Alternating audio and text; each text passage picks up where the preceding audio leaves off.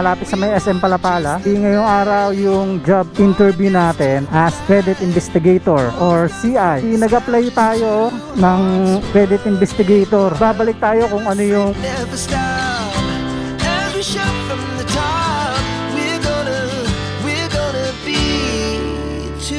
running wild.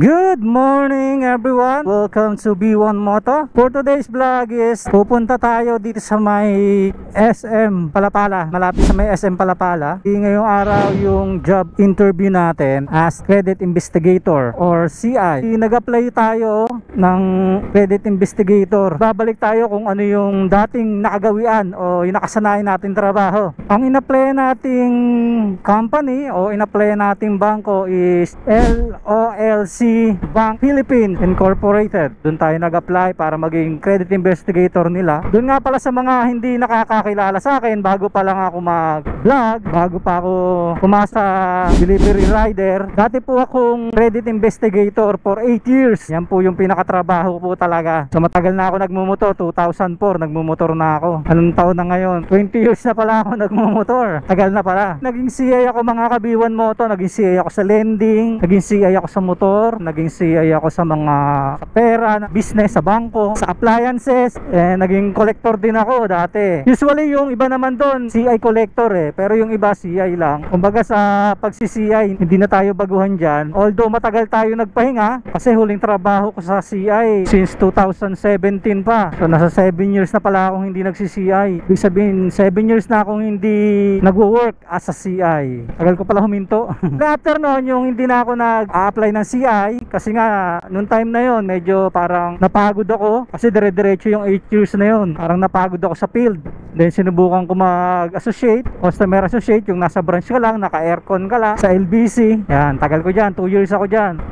2 years mahigit din ako dyan. Nung umpisa syempre nahirapan ako kasi hindi ako sanay. Kasi sanay ako sa field field talaga trabaho ko Nakakantok yung ganun trabaho. Totoo lang. Pag sanay ka sa field, yung pag lumabas ka, sanay ka sa init, yan, sanay ka sa kalsada. Pero sadly, nag-resign din tayo doon. Kasi nga nagkasakit yung asawa ko. So kailangan ko mag-resign para may kasama asawa ko magpagamot. Kasi that time pandemic, naging delivery rider na tayo. Pero since 2019 delivery rider na tayo. Nag-apply na tayo pero hindi pa tayo ganun bumabiyahe-biyahe noon. That time is nasa LBC tayo. Ang una nating application, delivery apps is yung Lalamove. And then nag-Foodpanda tayo and then nag-Grab tayo. And tapos nag-call center pala ako. Lately na-realize natin na hindi na kumikita yung hindi na maganda yung pagiging delivery rider ngayon kasi nga nasabi ko na sa mga vlog ko yan. Panoorin nyo na lang po. Ayaw ko nang i-elaborate yan. Kung gusto nyo malaman punta kayo sa channel ko. Sa ngayon na pinagkakaabalahan natin, although hindi na ako ganong nabiyahe, is nag-freelance video editor tayo. May mga clients ako na international. Nag-edit ako ng mga video nila para i-post nila sa YouTube channel nila o kung saan man. Yun po yung pinagkakaabalahan ko ngayon. Medyo nagkakaroon tayo ng issue pagdating sa schedule natin sa panggabi. Nahihirapan tayo kasi hindi tayo sanay sa graveyard shift. Parang nagkaka-health issue tayo regarding dun. Try muna natin mag-apply uli sa field. If swertehin, diretso natin. Kaya sa ganito ako nag-apply mga kabiwan moto kasi nga dahil sa benefits, kasi syempre hindi na tayo bumabata and napansin ko na parang napabayaan ko yung SS ko, hindi ko na nahuhulugan na ilang taon na. So nanghihinayang ako syempre sakaling magretiro ka sa pagtatrabaho, syempre may pension ka kung hindi ko hulugan baka maliit lang, ako rin ang kawawa balang araw. And other than that, kailangan ko na magkaroon ng stable na trabaho kasi yung panganay ko malapit na mag-college yun, ilang taon na lang, although magsi-senior high pa naman siya pero kailangan may stable na tayong income income. Kasi yung mga kinita natin sa video editing, siyempre sa ibang bagay natin na ilaan yun. And siyempre naman sa ganun mga video editing na yan, sa totoo lang hindi rin naman siya laging may client. Pero pag nakakuha ka ng client dyan, jackpot ka dyan. Yun lang ang kagandahan sa mga freelance na ganyan. Lalo na sa akin, with experience na ako sa video editing, sa mga may client, negotiation sa price na lang ang pinag-uusapan dyan. Minsan ikaw masusunod sa price na gusto mo. Pag nakita naman ng client na maganda yung gawa mo, test job ka, pagbibigyan ka naman. Ayan mga Gabiwan Moto, malapit na tayo, konti na lang at may interview na tayo. Ayan, kaya tayo nag-apply ng CI uli sa mayroon tayong stable and steady job na may naasahan tayong everyday na kita is for the future. Yan, para sa future natin. Kasi yung pag video editor natin, pwede ko namang gawin yan anytime and pwede ko naman isabay sa trabaho yan kung sakaling matanggap ako rito. Pwede ko gawin sa gabi yan kasi 4 hours, 5 hours lang naman ginagawa yan Ayan mga Gabiwan Moto, pagliko mo rito, ito na. Ayan, ito dito daw yun LOLC. Yan, LOLC tayo mag-apply mga Gabiwan Moto. Magpiprepare tayo sa ating schedule ng interview. And balitaan ko kayo, anong oras na? 9:09 na, 9:30 naman ng schedule natin.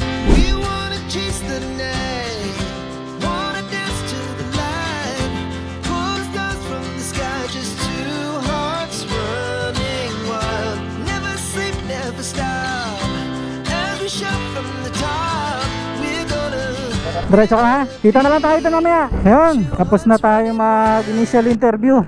Tingin ko mga Gabiwan Moto, nakapasa tayo sa initial interview as CI. And pinapapunta tayo ng Tanawan, Batangas para sa ating final interview. So ang may-ari pala noon is mga Sri Lankan. So foreigner ang may-ari.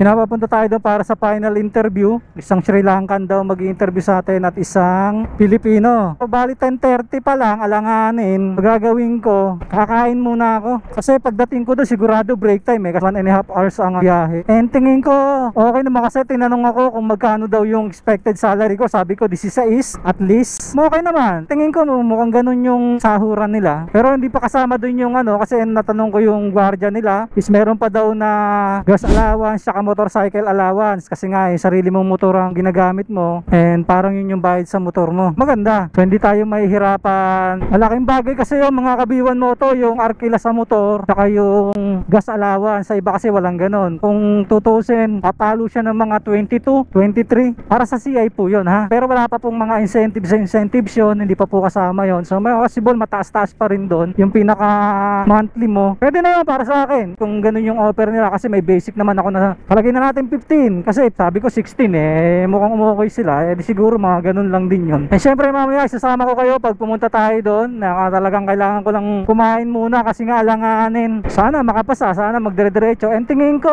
urgent hiring sila. Kinausap ko yung mismo nag-interview sa akin, yung manager na wala talagang sila CI ngayon. And ang hawak ko kung sakaling matanggap ako is Dasma. And kung sakaling may mga 4CI ang mga Tagaytay through online, meron naman daw ipapagamit sa akin na laptop para sa information siguro. Babalik tayo sa financing mga Gabiwan Moto. So ang tagal kong nawala sa financing, 7 years tayong nawala sa financing mga Gabiwan Moto. Baliwi muna tayo mga Gabiwan Moto, kakain lang muna ako, mamaya diretso na. Mahirap kasi medyo malayo-layo yung pupuntahan natin. Pagdating doon, final interview daw kami. Doon pala yung main office nila sa Tanawan, kaya doon tayo magpa-final interview sa president yata nila yun. Kaya gagawin natin mga Gabiwan Moto, pupondo muna tayo, kakain muna tayo para hindi na tayo gumastos doon.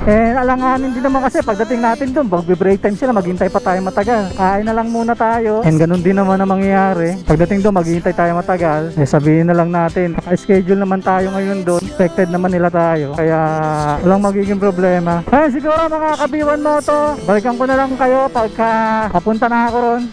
We wanna chase the night. Expressway.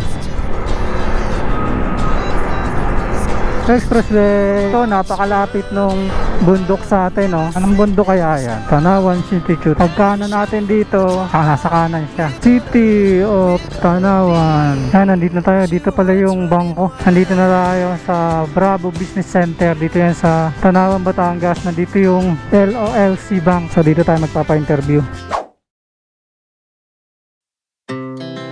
Our hearts beat to the city streets. We began to feel the fire.